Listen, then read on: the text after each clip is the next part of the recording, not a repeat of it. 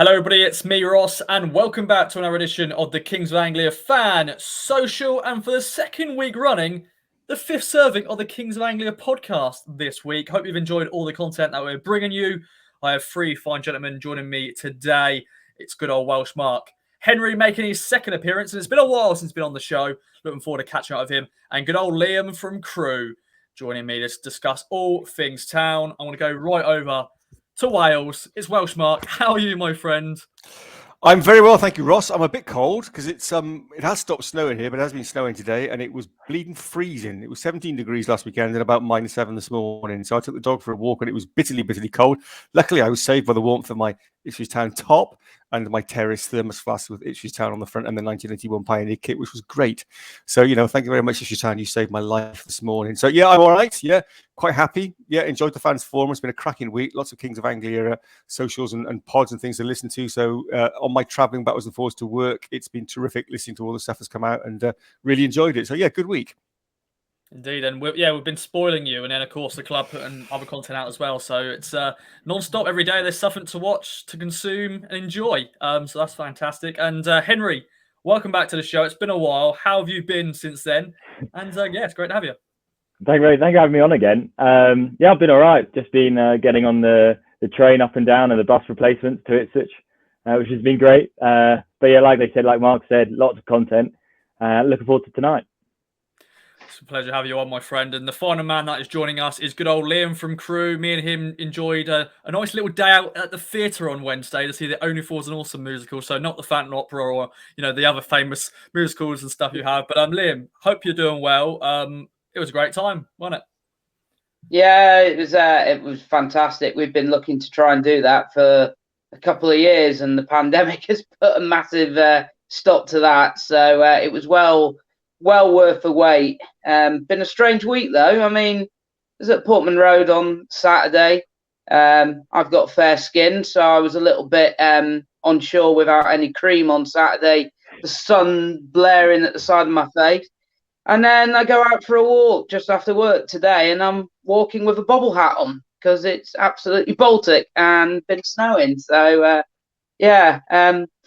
strange times that we seem to be living in.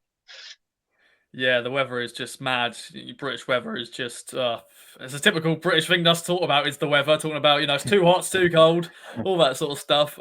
This weekend's going to be very different, I think, in terms of weather, because, the fan zone was just, there's so many people in there enjoying the sunshine, plenty of beers down them. Now it's maybe a bit of hot chocolate or, a cup of tea to warm myself up because I think it's going to be a little bit chillier in the fan zone. Can I recommend Penderyn? Yeah. Other whiskies are available, but Penderyn's very good in the cold. Yeah, there we go then. Perfect. Little tip there from Welsh Mark. He always brings us great tips.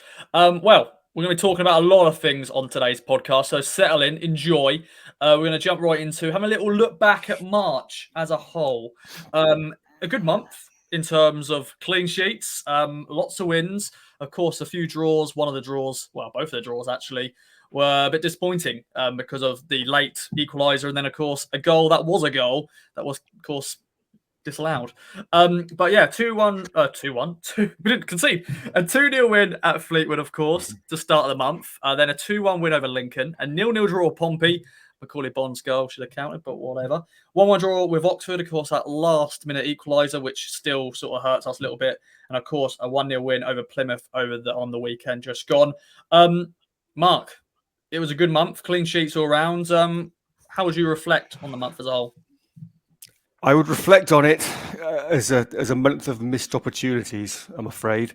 If somebody told us at the start of the season that we would go 5 games and only concede 1 goal in the early months of September and October, I would have been absolutely delighted and quite frankly astounded, because at that point of the season, I don't think we could manage 5 minutes without conceding a goal. So that's a sign of progress. However, I sat watching the Oxford game and I tweeted, stupidly, with about 10 minutes to go, this is the moment we really make our point and stake a claim. We are, and then obviously Oxford equalised right at the death, and I thought a complete bleeding wally for putting it out there. But I really did think that second half performance was terrific, and I really think we deserve that win. And their manager has admitted that we outplayed him in the second half, and we really did. if we kept that clean sheet, if that Bond goal had been allowed and we got away with that and we'd taken the extra 4 points from those 2 games, how different things would be now. So, yes, I'm afraid that terrific in patches, defensively sound. The improvement in performance is vast since the start of the season, and you can be nothing but pleased. However, if we'd just taken some chances, a bit of a nudge of luck, a scrappy goal, a striker on a roll. We did have Jackson scored 2 goals in the first 2 games of the month, but he's out now. But those 2 draws, that could have been 2 wins, and it would have been so different. So I'm going to have to say it was a month of missed opportunities. A good month over the course of the season. If we continued that 5-game run, we'd be fine. Okay, but I think at this point now, draws aren't good enough.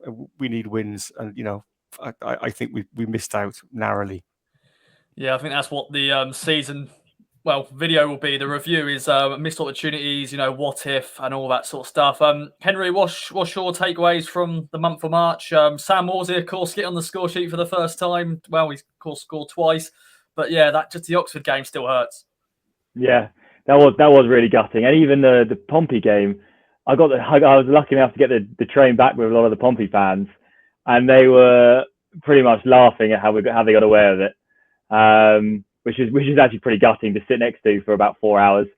The other side of it, we beat Lincoln comfortably, beat Plymouth with ease, and again that was a worry probably halfway through the season. Also, right, probably to the start of the month, we haven't beaten a team around us, and we go beat Plymouth 1-0. We were the only team that looked like we were going to score throughout the whole 90 minutes.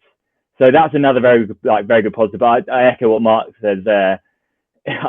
What if buts and maybes? You can go back to the end of Feb, Cheltenham and Morecambe games, tying into the Oxford and Portsmouth games.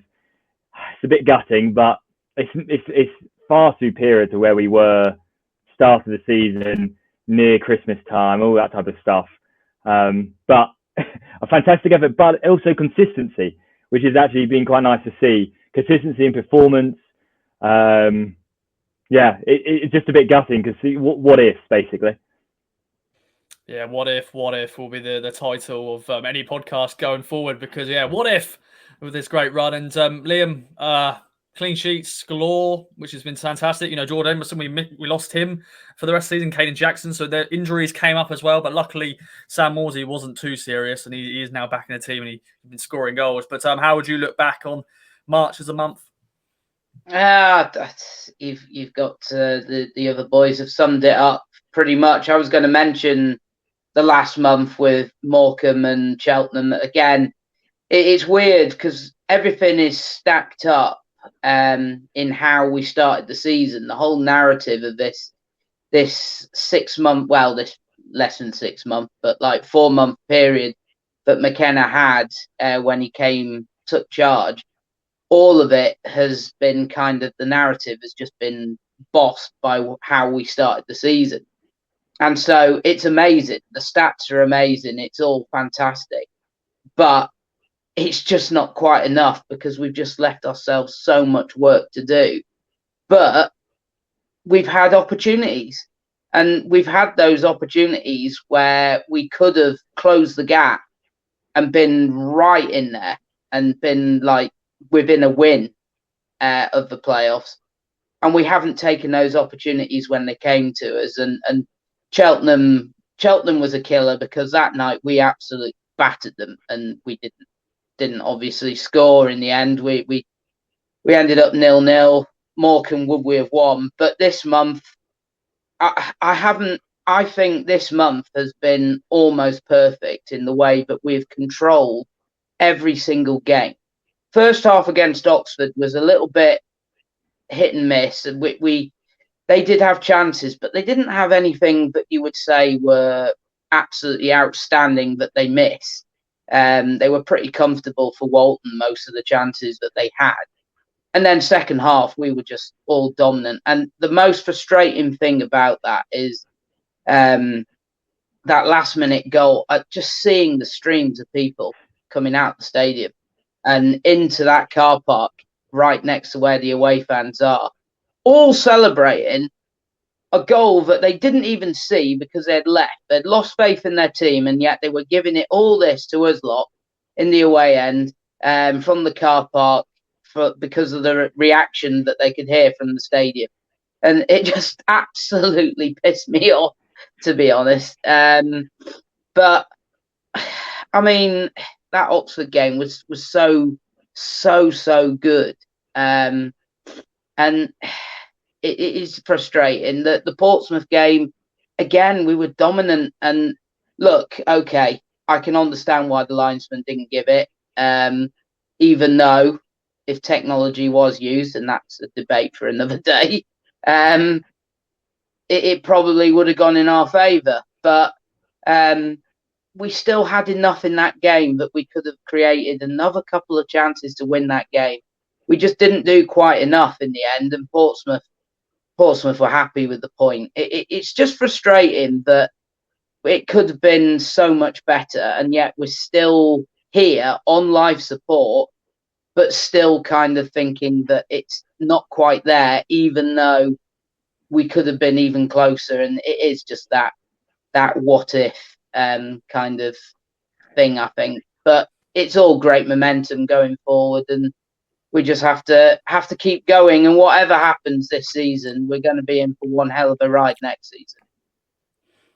Indeed, Yeah. and yes, we're ending this season off very well indeed. And I think we're all loving it, aren't we? Exciting times ahead. Now let's talk about the players as a whole in March. Player of the month, Sam Morsy's won the official club one.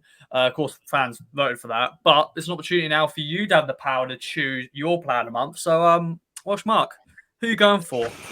Well, I've got a list of potentials here. Morsy, we'll leave him out, but he's been absolutely outstanding. You know, he really has risen to the occasion. And when he came on in the second half and turned that game around, it was a heck of a second half performance.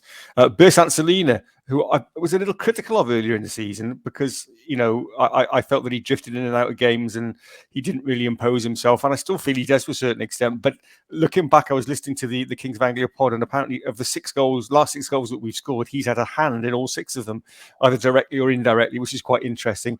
And he seems to have found a role and developed and grown, and he looks fitter, sharper, and hungrier. So I think he's well worthy of being up there. Burns is just consistently brilliant and Welsh, and he's what can you say? Brilliant Welsh and fast. He deserves just applause for being Welsh, really. Jackson, had he played all the way through this month, he might have been a contender because he started it with 2 goals in the first 2 games and he was really hitting some form. But unfortunately, injury has curtailed his season somewhat. Cameron Burgess deserves a mention. He's come in and from absolutely nowhere, really, hadn't played for what seems like a heck of a long time.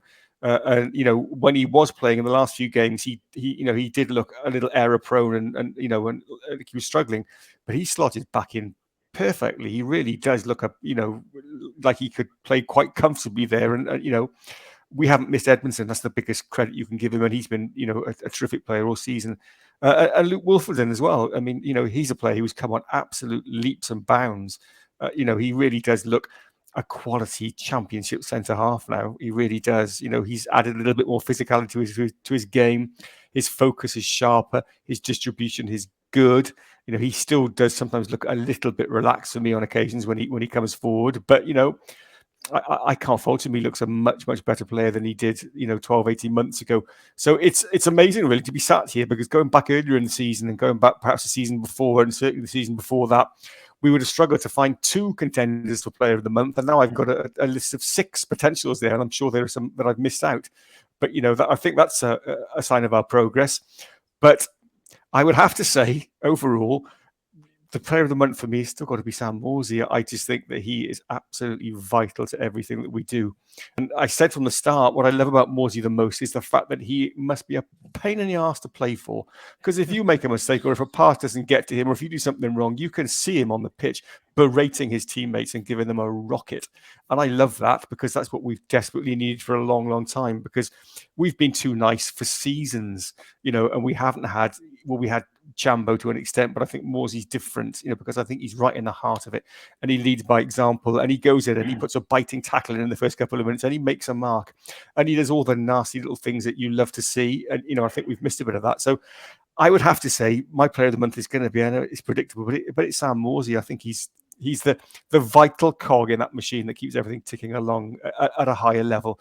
Though I have to say, I put Bertrand Celine a fairly close second. Wow. Good options, as you said. It's a couple of seasons ago we had every month is like who are we going to pick because we've been rubbish. But Henry, over to you then. Welsh Mark chucked a lot of players out there, but are you going to chuck another player out there? And who is your player of the month? I was going to say, Mark, that's great minds think alike, because I think we had pretty much the same list of players there.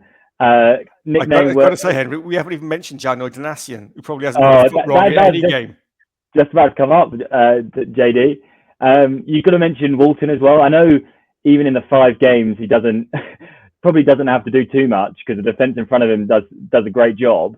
But 4 clean sheets against some decent strikers, against some decent attacking options. His command in the box, most recently against Plymouth at the weekend, claimed a couple of corners. And again, Zaki at the start of this season, or he had Gherkin, or he had goalkeepers before that, always looked a bit suspect under a high ball. But Walton really does claim them well. So he's not really going to be in with a shout, because I think, Mark, you named most of the guys I had 1, 2, and 3. But he's got to have a mention in there. 4 clean sheets out of 5 is pretty good. Of course, JD, long live Donasian. He's great down there. His link up play with Burns is fantastic. Defensively on the cover is great. Happy to take the ball to feet. Again, like you said, Burgess, left hand, slotted in really nicely on that left side of centre back. And it kind of adds to the dynamic of the team due to him being left footed, being able to always look across instead of always going back, where Edmondson either have to go cross pitch or back to Wolfenden. Burgess can go down the line to Thompson or infield, which is always quite useful. Again, the other mentions, Luco occasionally at home has been great. He doesn't like going away from home occasionally. And then Chaplin comes up, looks that through ball to Burns, then Burns back to Selena for the game against Oxford. I mean, he had quite a big involvement. But again, it just falls down to Morsy again. With the way McKenna plays, Morsy is absolutely pivotal, integral part of that side. Defensively, in the transition, he's making very professional fouls, which again he saw against Plymouth. He tripped someone up and gave JD an absolute mouthful for not getting involved, not getting tight enough. He takes that one for the team, but also going forward, he beats a man. He drives forward with the ball, which then breaks the lines up and then creates more space for Selena, because the other midfielders have got to then try to engage with him. So I think he makes other people play better as well around him. And he pops up with a goal, which is fantastic to see. And if you take one thing away from Morsy, he always wins his 1-to-1 battle. Any midfielder up against him has got a whole evening, a whole day, not looking forward to it, I'm sure, because he will win and he'll battle and fight for the 90 minutes, 90 plus. So again, it does land down to Morsy, so I think the vote was right. It was, and 2 goals. He also assisted, Caden Jackson's goal against Lincoln. But yeah, a great month, and of course he came off injured, and we thought, oh no, it could be him done, but thankfully he's fine, as we said before.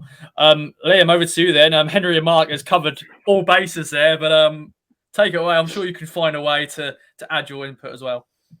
Well, the disadvantage of being last in this category is obviously everyone basically has completely mind-swept every other player that could be possible. So it makes it very difficult. But I will have one thing to say about Wes Burns. He probably loses a mark for not running into the corner and keeping the ball at Oxford instead of taking on his man. But that's just a small gripe, because he is just fantastic and is one of our most potent weapons. But I mean, in an alternative, you could look at the 2 on loan players in Thompson and Backinson. I don't think they've probably done enough for the other players to winning it, but you could make honourable mentions to them because of the improvements they've made this month. I mean, you look at Thompson, he came off the back of a tough game at Morecambe where he was certainly at fault for the Morecambe goal with that terrible clearance. But this month he's looked really solid. And look, he isn't going to be Wes Burns. He isn't going to be someone who's flying down that side of the pitch. He is a defender first than an attacker. But I think he's been really solid, and his game has got better and better as the month has gone on. And Backington the same. He still frustrates me. He's still periods where he gives the ball away really easily, a bit too languid at times. Just needs to be a bit more careful on the ball. But I think you've seen a massive improvement in him, especially when he plays alongside Morsy. But I think even when he's had a few games where he's had to play alongside Carroll, he's almost taken that role as being the lead man in the midfield. And he has improved massively, I think. And he's been a big part of why we've had such a good month. But it all swings back to Morsy, and the way everyone said it. And I just think the game at Oxford, we've talked about Oxford already, but that second half was one of the most complete halves of football I think I've seen from any team for a long while. And okay, let's take out that final minute, and it didn't happen. The rest of that half was pretty much perfection. And the reason for that is because Morsy came on early in that second half, and we had a different dimension. I don't think we're scoring if Morsy doesn't come on the pitch. And that shows you how vital he is to the team. And it shows you as well the fact that they were willing to risk him against Portsmouth, even though they knew that it was always going to be a danger that he could injure himself worse than what he already was going into the game. And as it transpired, we lost him after 10 minutes, but they wanted to take that risk because of how important he is to the team. So I don't think you can look any further than the captain. He has been the massive leader this month, and he's the one that is still keeping the fires burning, keeping everybody on their toes. And look, if we do make a miraculous run to the playoffs, I think a lot of it will be down to him and his leadership. All roads lead to Morsy. Good saying that. Yeah, good saying that. I think he'll like that, Sam Morsy. I have to agree with Liam. That's the podcast title. Yeah. I was going to say the comments about Backington and Thompson as well. They've definitely improved, and I thought when Evans, was going to be out for a substantial period, I really thought that was going to be a massive loss because that partnership was developing so well. But Backington he can be exceptionally frustrating, but again, he's progressed, in his time with us. And Thompson as well has got better. I watched him against Cheltenham, and Joe and I were sat right on the left touchline in the first half. And I thought he looks athletic. He's got a good touch. There's more to come from that boy. I really do think there is. I listened to the KOA social, and I'm sure Mr. Bacon suggested that he wouldn't sign those two permanently at the end of the season if he had the opportunity. I'm not sure about that. I think there's potential in both of those, and I think we could do well. And, what I find is quite pleasing is that we have the capacity now, which we haven't had for a long time, to improve players, to make players better players. And I think that a really good coach like McKenna could do a lot with those two. There's work to be done, definitely, but look at the improvement that we've seen in Wolfenden, since McKenna has come in, and if he can do that, with players like Luke Wolfenden, I'm sure he could do it with Thompson and Backington as well, and I think we could get some value from those two. So, and I also got to mention Sonia, Aluko, if he played every game, he'd be another one who'd be right up there for Player of the Month. I mean, he doesn't play every game, and that obviously that counts against him.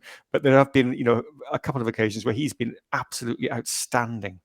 And he is such a quality player, taking the ball in tight situations and running up players and and holding on to the ball and distributing the ball so well. I mean, he is a really, really class act. He really is, and he's also incredibly fit. I think is he 32, 33 now? He's coming to the twilight of his career for a forward, isn't he? Really, but he still looks in great shape to me. So, and again, isn't it amazing that there's so many players that we can consider for player of the month? Right? I look back at the Paul Lambert days, and you'd be kind of, pick anyone because they're all bleeding awful. Yeah, pretty much. And of course, for future videos, future podcasts, we'll be doing, of course, looking at your player of the year and also looking at players out of contract, because Sonny Aluko is top of that list. Will he get that new deal? I'm sure he deserves it after the season he's had. But that is another podcast video for another day. And Henry, I'm noting that down. All roads lead to Morsy. That is the title of today's podcast. So thank you very much for sorting that out early doors. Well, let's get right into some silly stuff then to break up the podcast. It's time for the strike. It's Welsh Mark, Henry, and Liam facing off to see who'll win this week's strike. 4-question, 1 tiebreaker. It is all linked with Cambridge. And a random question about Cole Scouse, because it was his birthday this week. And the tiebreaker is also Tommy Smith, because that was his birthday today, actually, as of recording.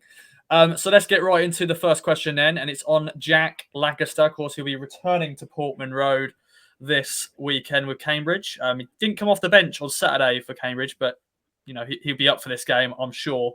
But let's get right into who set up Jack Lancaster for his first town goal against Millwall. Was it Freddie Sears, Teddy Bishop, or Trevor Shalabar? So play at home, listeners. Let us know how you get on. So if you 1 point if you get it right. So was it Sears, Bishop, or Shalabar? All right. I think it was A. Liam's I've gone gone for Sears. Sears. Gone for Sears. I've Henry? gone B. I've gone B. I've gone Bishop. Ooh, so we've got 3 different answers here. One of you is right, obviously, because and the person who's right is Liam from Crewe. It was Freddie Sears who set up Lancaster for his first town goal. He, of course, went on to score only one other goal. Of course, that late winner against Shrewsbury, which we probably shouldn't have beaten them because that was a disappointing performance from us. But enough of that. But there we go, 1-0 to Liam.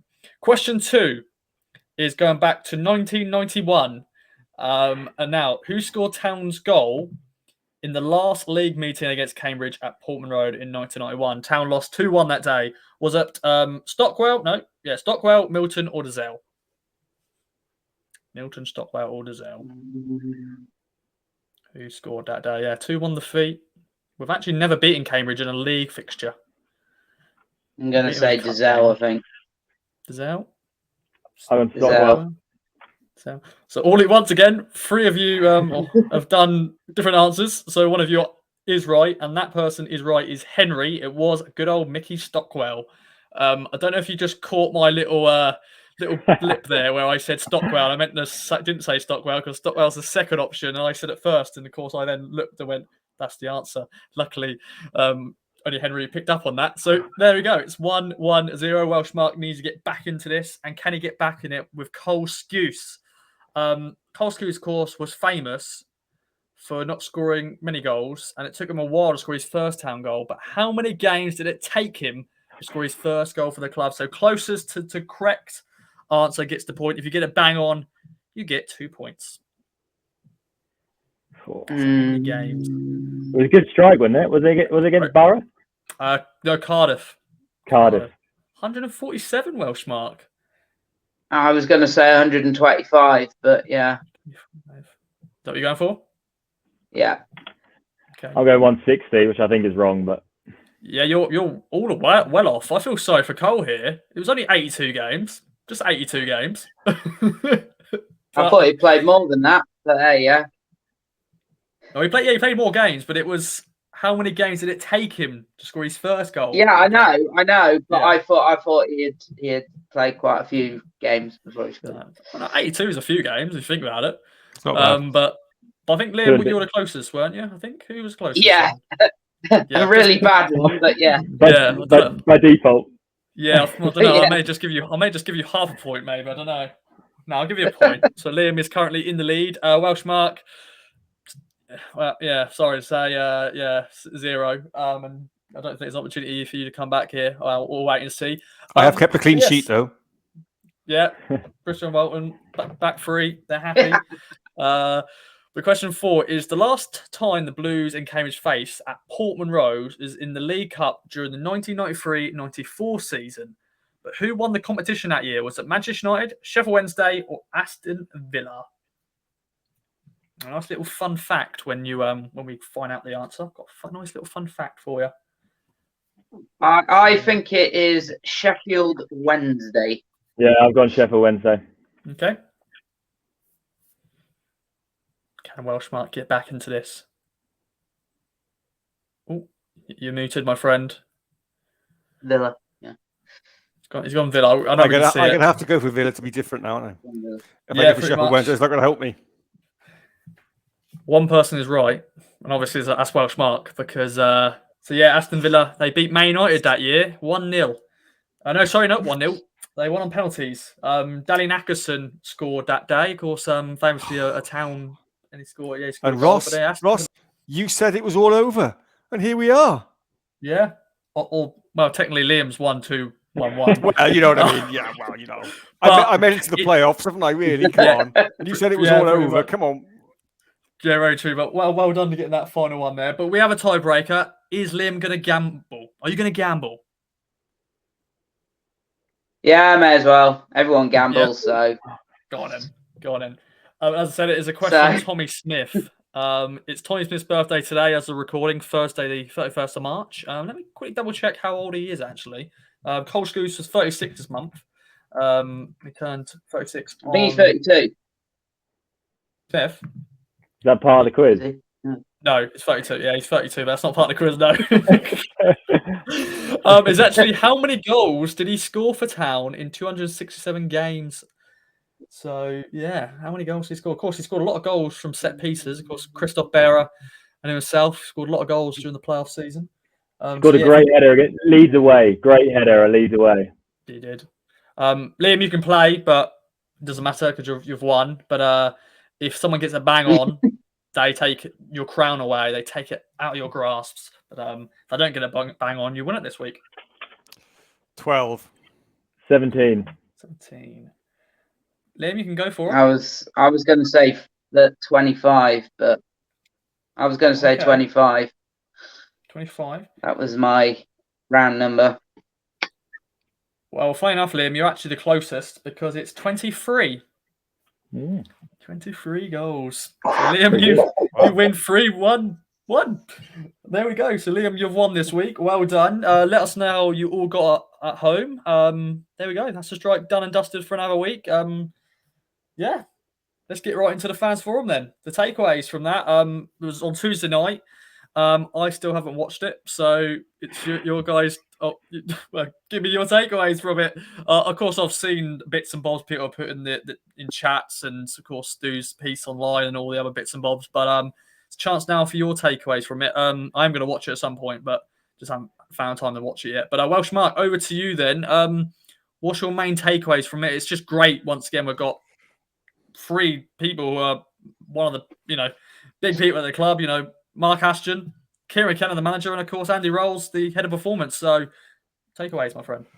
Well, I enjoyed the little bit about Simpson and his contract. That was quite illuminating, and I was quite intrigued by Ashton's comments about not being held to ransom by agents. I quite like that. I thought that was interesting. I think there's more to that story, and I'd like to know what the truth of it is. There are lots of rumors flying around, but that was certainly very interesting. I was fascinated by the talk about the developments of the training ground. That sounds really interesting. 3 pitches, of high quality, and the idea that McKenna has drones flying around, while they're training. I was intrigued by that, and I'd love to know what those drones do, and what they're recording and how they use that data. A fantastic opportunity to speak to those 3, and I have to say again, as he has all season, McKenna is such a thoughtful manager. He speaks so well, and he thinks everything through, and none of his answers are rushed or hasty. They're all very well considered. I left it thinking we're in safe hands, and I'm really interested in the plans to develop the training grounds, and the piece of land they bought at the back of Portman Road. What are they going to do with that? The change of sponsorship is going to be interesting. Ed Sheeran and Adidas next season. I got a feeling that we may not be, unfortunately, Ross, with Adidas next season. I think perhaps that somebody else is coming in there, but that's going to be very interesting. I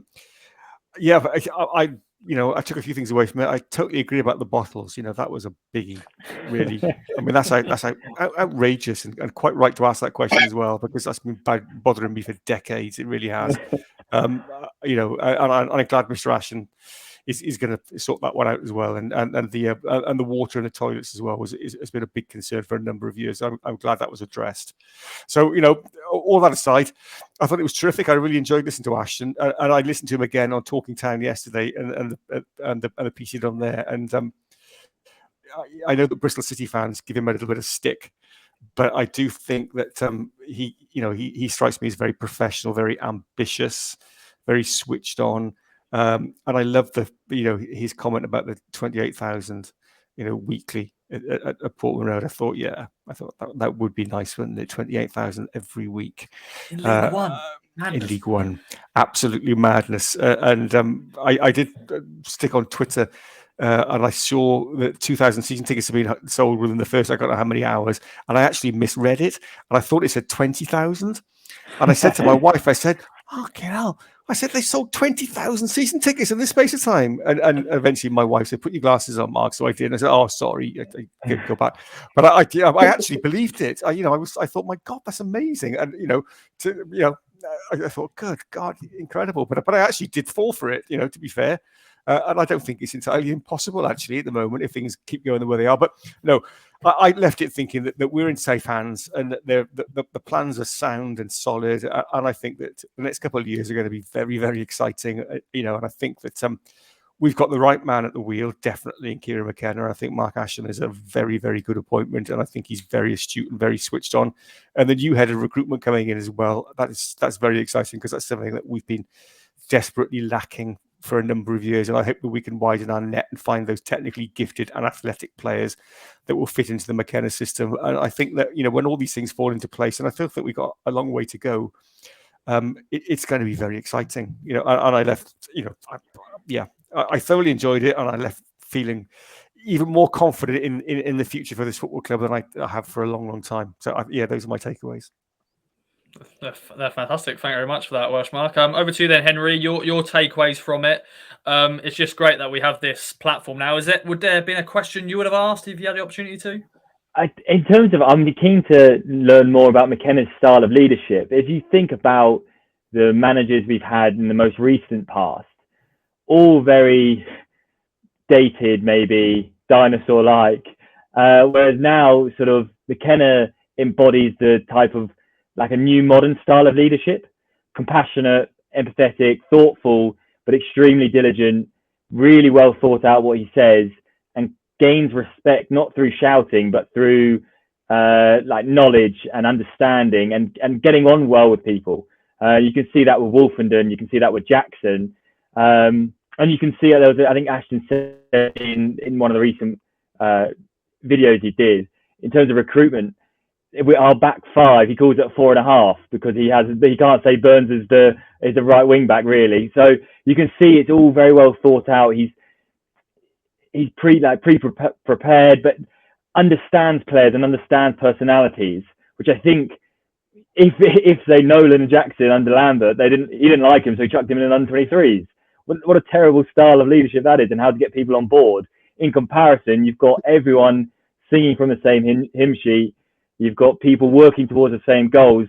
And to add to that, you've then got Ashton, who is singing from the same hymn sheet above him. He's an excellent public speaker. He's very slick. He knows all the right things, says all the right things, but is making a massive difference behind the scenes, I think.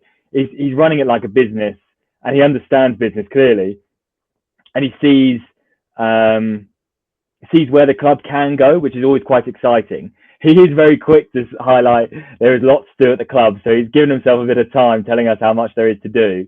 But if you compare our situation currently and how we're talking about our backroom staff, our boardroom, in comparison to those down the road, they're very disgruntled around what Webb has been doing, all this type of stuff, ownership and all that. And that then leads to sort of quite a toxic atmosphere, maybe, in comparison to what we've got right now at Ipswich. So long may it continue. Hopefully it brings actual success on the pitch rather than just successful infrastructure and all that type of stuff.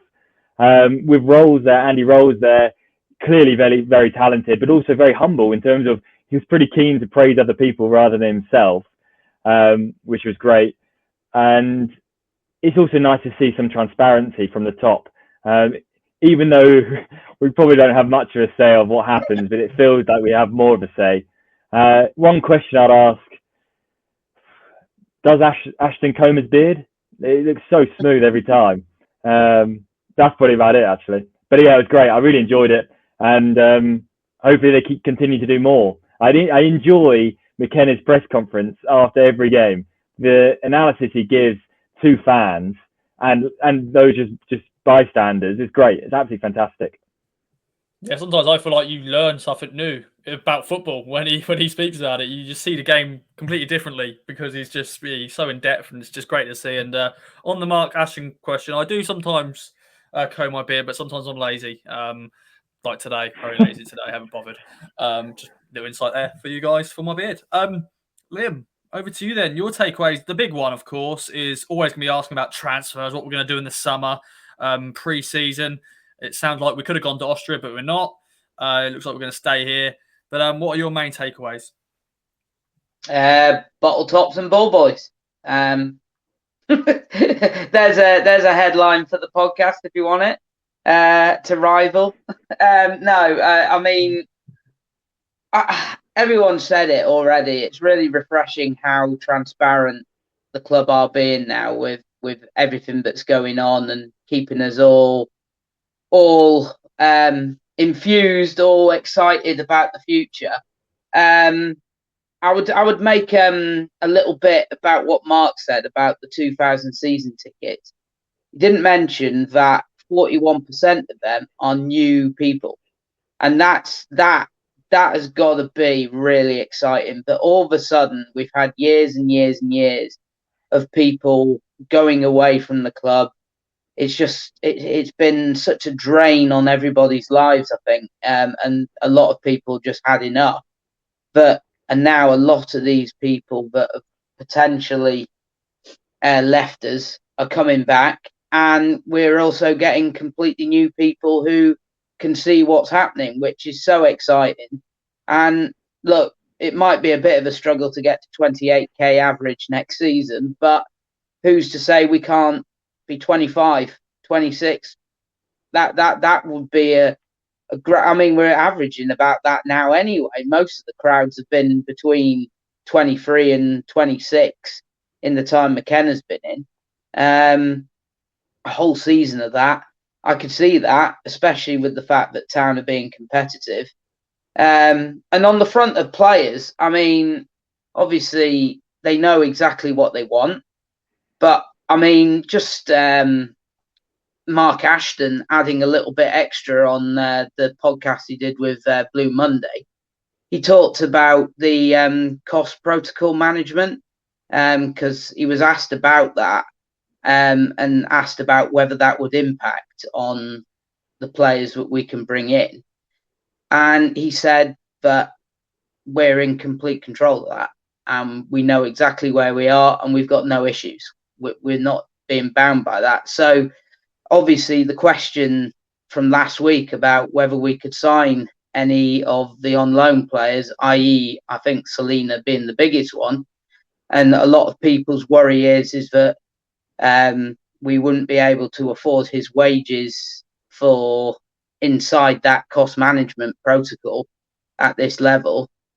Sounds like we might actually be able to do that. And so if we can do that, we might be able to obviously bring in even more decent players that might look at Ipswich and go, yeah, we're on board for the future. So everything is really exciting, and you can't wait, can you, really, to see it all hopefully click into place. And where this will end, it's just going to be so exciting being on that ride.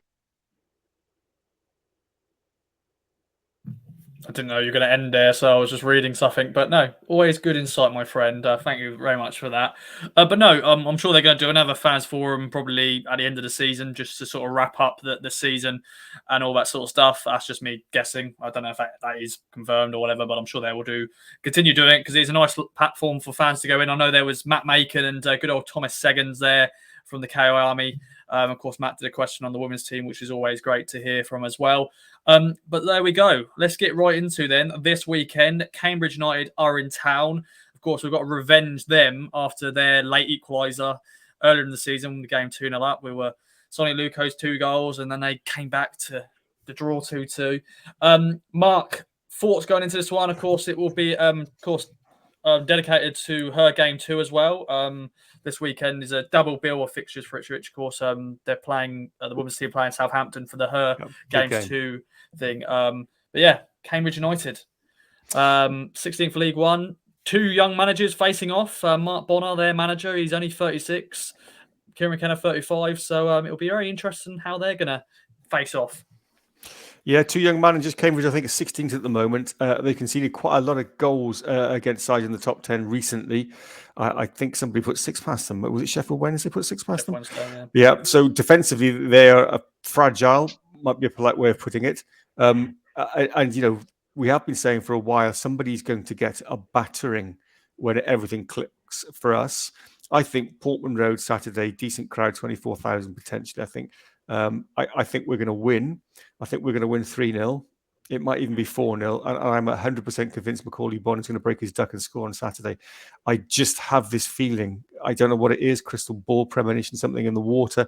I just think that the time is right. Macaulay Bonner is going to score a goal, maybe even 2 on Saturday. And I think we're going to win. It's going to be a resounding win. I don't see us conceding a goal. We've conceded 1 goal in the month of March, 1 goal in 5 games. That's not bad, is it? I don't see us conceding against Cambridge. I see us winning 3-0, possibly 4-0, and I think it's going to be a good one. I think this is a game we have to win if we have any remote hope of making the playoffs. We have to win this one, and we have to win it comfortably because there are tougher games to come, particularly over Easter. So yeah, I think we're going to win this game. I don't think the side is going to be greatly changed. I think we're going to have possibly Selina and Aluko behind Bonn. Potentially Norwood could play. I don't know. You can never predict the front 3. You really can't. Or you can never predict who's going to play at the front of the front 3. So that's going to be a tough one to call. But I do think it's going to be a good performance and a comfortable win on Saturday. Hopefully so. I'm going to put you down though to put your prediction. You got to only have one. Yep, I'm going to go for 3-0. 3-0 and Macaulay Bonner to score. Okay, then. There we go. Over to you then, Henry. How are you feeling going into this one?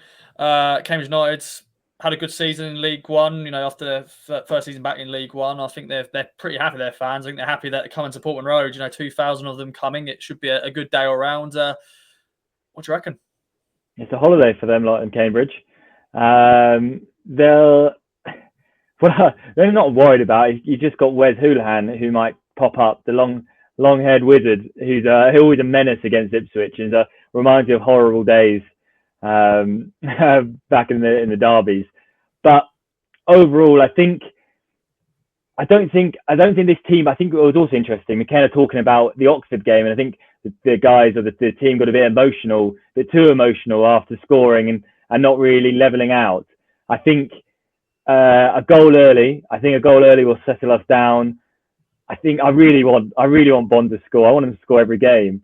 But I think it would be harsh on Norwood to drop him because Norwood did pretty well holding the ball up, running in behind. Again, I was pretty similar to Mark before. I was going to go 3-0, but I'm not going to copy him. And I'll go for a 4-0 win. Norwood double. Iluko 1, Selina 1. And I think it'll be a good day out at Portman Road. You're not gonna get Bond to score. You want him to score. No, he won't come on the pitch. He won't get on. It's not gonna out of his confidence, is it? But yeah, hopefully he will find out that goal scoring run again at some point. Of course, he needs to do it soon because the games are running out. But no, 4-0. We'll be happy with that. Be happy with 3-0. Liam, over to you then. Can you top that? We're going to score 5, 6. I think, as we said, as Welsh Mark said, McKenna said it could be a thrashing at some point. How are you feeling going into this one? I would love to say that, but it won't. I think we'll win. I think we'll win, and I think it'll be an action replay of Lincoln. I think we'll be so comfortable that it'll be a 2-0 win. I think I would love to say that we will batter them because everyone else has been battering them, and we are due a battering. But I just don't see who in the ranks up front is going to suddenly score a load of goals. They might get one, but I can't see them banging loads in one game. But we're going to win. I have full confidence. As Mark said, we have to win. The season's been on life support for a long while, so every week we keep winning, just keeps us alive another week. And if you look at the last 6 games, you've got this one followed by Shrewsbury away, and then you've got Crewe and Charlton to end the season. That's 4 games that you conceivably say we should win, regardless of the situation of those clubs. We should be winning those games, whatever. It will then come down to that Easter weekend against Rotherham and Wigan, and I'm on the side that I think Wigan. I think we can beat Wigan at Portman Road. I don't think. I think we could beat anyone at Portman Road the way we're playing, even if it's just a 1-0 win. Rotherham will be tough, but again, if we won every game 1-0 now and got into the playoffs, I would not care a job. But I think we'll win on Saturday against Cambridge. It looks like they're potentially maybe on the beach now that they've secured pretty much safety, because I don't think they're in any trouble now of getting relegated. So I think we'll win the game because it's much bigger need for us. And we'll just keep going and see where this takes us. And maybe in another few weeks, we'll just start believing again. It feels weird that normally at this time of the season, we're normally on the beach because we've, ballsed up the season and normally we've got nothing to play for. But at the moment, just that slim chance. This weekend, as Welsh Mark said, it is a must-win game. If we do draw, even sadly lose, goodbye season. Welsh Mark, any other notes from yourself before we wrap up? No, I think Liam is right. There's 4 games there that we have to win, and this is the first of those 4 games. And then those 2 fixtures over Easter. I think realistically, we have to win one of them. If we win 5 out of these 6 games, we're still in with a very slim chance of getting in the playoffs. I think we can afford to lose or draw 1, and that's it. But there are 4 games that we have to win. This is one of them. Shrewsbury next week is going to be tough because they're actually on a decent run of form recently, and that's not going to be easy. They've been scoring quite a lot of goals up there. So that's not going to be an easy game. I would expect us to win the 2 at the end of the season comfortably. Rotherham is going to be tough because historically they're kind of side that give us a really tough time because they're big and physical and direct. We're a little bit more astute under McKenna. We're not conceding goals like we used to. So perhaps we can give a better account of ourselves against Rotherham than we did in the previous fixture this season. So yeah, we've got to win. We've got to win 5 out of 6. Otherwise, that life support machine is going off on its last rights. Indeed. Henry, over to you. Any other notes before we wrap up? I think I just want to say once again, of course, her game too. A big thing that is a dedicated weekend all around the country. Of course, we came out with the stat, not a great stat, that 80% of the club season ticket holders are female. Hopefully that will continue to grow. But yeah, Henry, any other notes, my friend? On top of that, it's great. Obviously, great to see that be part of the game. It's fantastic. It's a fantastic initiative, as well as the club being open enough to release that information. Not every club has done that yet. So hopefully, we start setting a trend to releasing that info. On top of what Mark said there, teams around us and stats around getting into the playoffs, points and the average point you need really is getting around the 75 mark. It's getting higher and higher. And so Plymouth have got a lot tougher set of fixtures left. Sunderland are doing a classic Sunderland, and you've got other teams. Fair play to them if they keep pushing on the way they are at the moment. But you'd really think that there'd be a blip somewhere, We're only conceding 11 out of 15 points in a month, and not really going anywhere in the league. It's quite unfortunate, really, for a side in full flow. It's like Blackpool last season managed to scrape into the playoffs on a good run because teams kept dropping out. We haven't had a couple of teams dropping out quite yet. If we keep doing what we're doing, we can only try and win every game. You can't help what happens in other games. So fingers crossed for the rest of the season. Fingers crossed my hotel at Wembley is still relevant. We'll hopefully be there at the end of the season. We shall see. You may have to cancel that if this weekend doesn't go the way we were hoping it will go.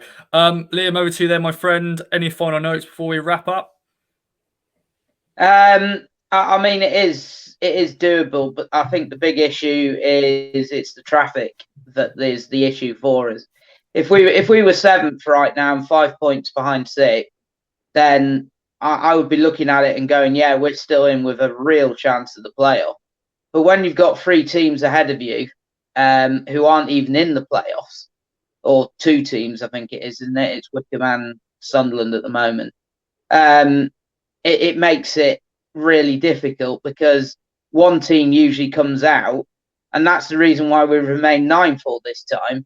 One team comes out, someone else pops in, and the gap to the playoffs by points suddenly gets bigger again because someone else has gone in, and then it just keeps swapping. And so it's the traffic that is making it really difficult. So we'll wait and see what happens. But just on the Her game too, I mean, fantastic initiative. Needham Market have just signed up to that tonight, which I've just put the tweet out at tea time. So we're very proud to be doing that.